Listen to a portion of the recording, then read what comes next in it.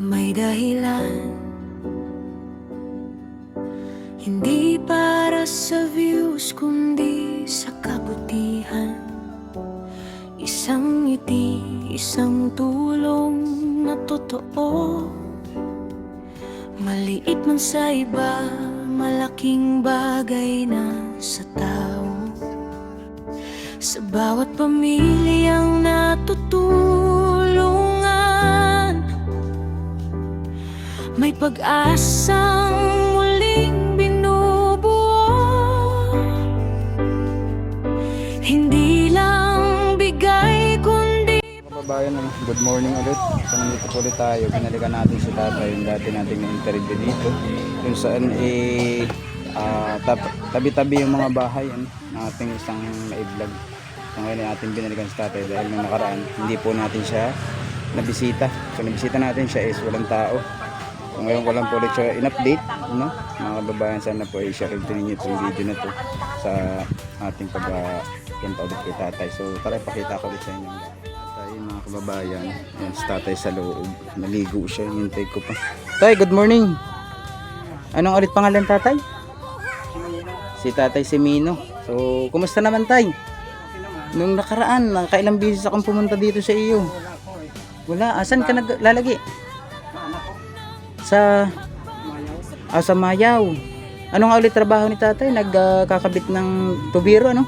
Si tatay isa pong si tatay po may sideline po siya ang trabaho bilang isang tubiro. So naalala ko, ilang taon ka na po ulit? 79 years old, pero nagtatrabaho pa rin, ano po. Ngayon po ako bumalik, ano, para kumustahin kayo. Kumusta naman yung iyong naging tawag dito, buhay simula ano kayo mapuntahan ko, nabalitaan siguro na yung mga kamag-anak na may tumulong sa iyo. Anong nasabi nila? Wala naman, okay. Ngayon po tayo ako bumalik ulit para kayo kumustahin, madala ulit, pabigyan ulit ng kaunting blessing, no? So nung nakaraan po kasi parang 2 times or 3 times ako nakapunta rito, walang tao. So ngayon po, anong pinagkakaabala ni tatay? Walang income ngayon, walang nagpakabit ng tubo, bihira. Si tatay po kasi ang extra hanap buhay ay pagbilang isang tubiro. Ito po yung bahay ni tatay, solo lamang siya, wala siyang kasama dito sa bahay. So bali po siya ay may mga anak. Ilan nga po yung mga anak mo? Ilan yung anak mo? 4. 3 na lang ang buhay. Bali ang pinupuntahan niyo sa Mayaw yung bunso. May pamilya na din po. Ilan na po ang anak? 2. Si tatay po kasi solo na, no? Namatay na ba yung asawa man? Tagal na.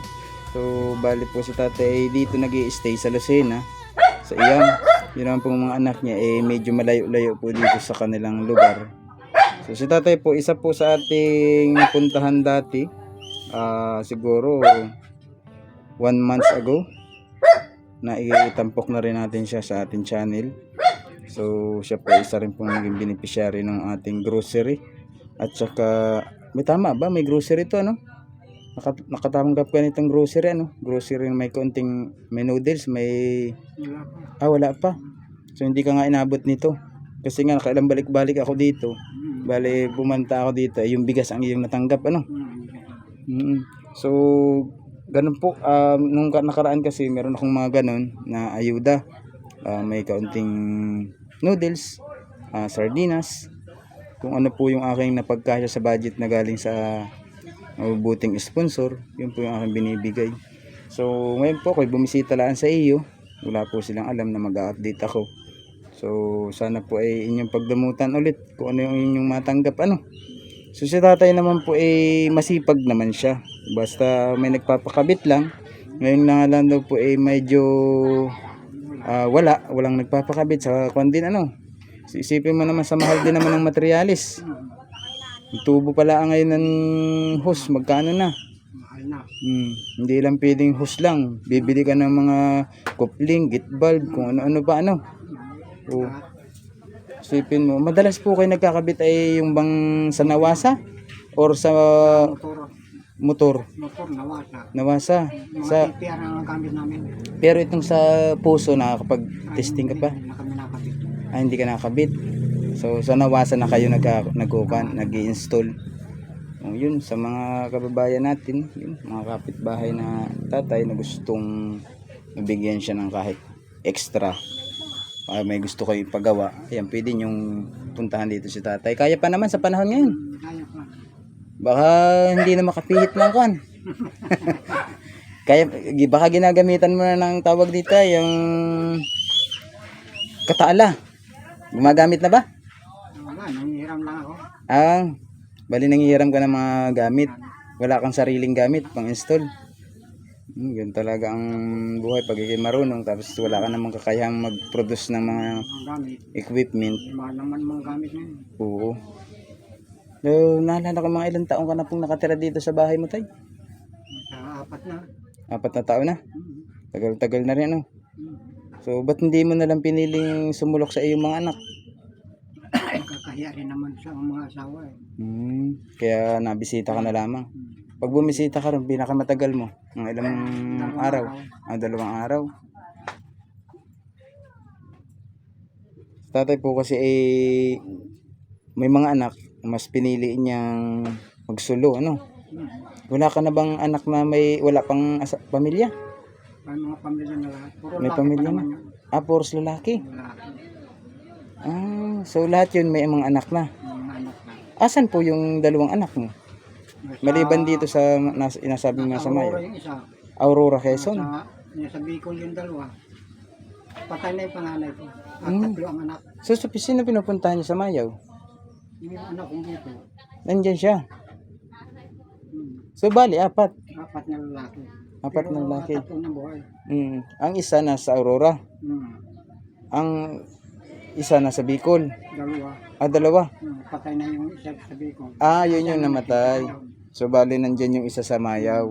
Yan yung pinakabunso. Buhay siya. May ilang taon na po yung pinakabunso niyong anak? Mga 35 na yun. Tanda na rin, no? Tanda na rin. Sabi la ay wala na rin sa kalendaryo. Ano pong hanap buhay nila? Ha? Ano pong mga hanap buhay nila? Yung isa ay yun ay may extra asawa ng isa na sa Bicol. Pero na malayo. Malayo lang. Pero yung anak niyo anong trabaho sa Bicol? Sa bakery yata yung malaman ko sa natinda. Ah, Tindahan mo rin. Bakery? Bakery kung ano. Kaya Bal- magkatuloy yung asawa. Tapos itong nandito sa Aurora, Ay may konting lugar. yun lang ang Yung pinapaikot. asawa, hindi siya nabiyag. Bagay naman ang Nyugan naman hindi ko alam kung ganit sa Quezon. Dati kasi nung nasa Compako, Katanawan is every 40 dias na sinatawag. Bago makupra. Harvest. Ay yung iba ngayon parang kuha na. Almost 3 months, 6 months. Lalo na pag Nabuo na ngayon. binubuo na kasi ano. Alis ka dyan, alis. Lalo na pag kuhan. Lalo na pag tawag dito ay madalang na ang bunga ng niyog. Dalang na, bay na mura na. Oo. Buko na nagagamit. Yun ang kalaban ng kopras ngayon, ano, yung nagmumura. Pero kayo po, ang probinsya ninyo, Mulanay. Mulanay, Quezon. Wala po kayong kuhan dito sa Mulanay, lupa, ganyan. Wala. Diyan po talaga kayo nagtubo sa Mulanay. Mulanayin din kayo, ano. So, talaga mahirap pag sabi la ay naging parte tayo ng family Mahirap. mahirap, yung pamilyang mahirap talagang sabi la ay pag hindi tayo nagsumikap, naghanap ng diskarte sa buhay, talagang baka mapunta tayo ay dun sa ibang katulad ng ating mga nabablog, nasa lansangan. Araw-araw doon na sila nabubuhay, mga lakal. Hindi naman po sa dinadaw natin yung nangangalakal, although may nakukuhang pera sa pangangalakal, pero yung sitwasyon ng buhay, pag sinabing nandito sa Luzon at sinabing mangangalakal, yan yung pinakamababang uri ng tao. Yung kasing namamalimos, hindi natin masasabing mababang uri. Baka hindi natin alam, mas malaki pa yung kinikita nila sa atin, namamalimos eh. Kaya mas kung ako, papipiliin ako, kung masaan ako magbibigay ng tulong? Dun sa nangangalakal or dun sa namamalimos? Mas pipiliin kong bigyan ng tulong yung nangangalakal.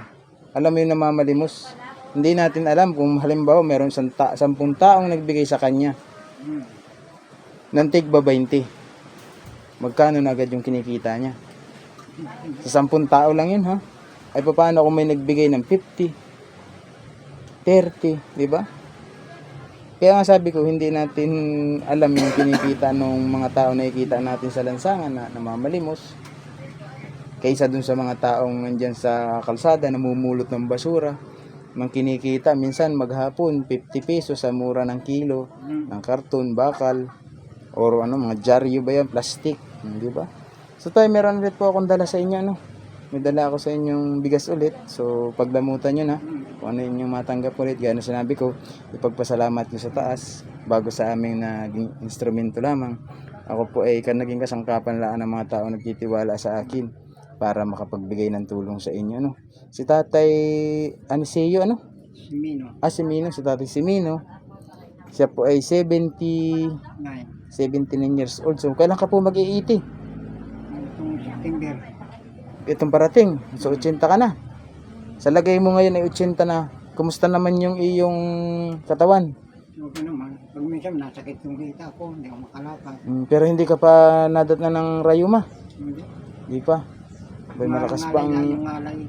pamamatig, mga sa ganito, sa mga masil. Mati. Pero wala sa mga bukong-bukong. Wala.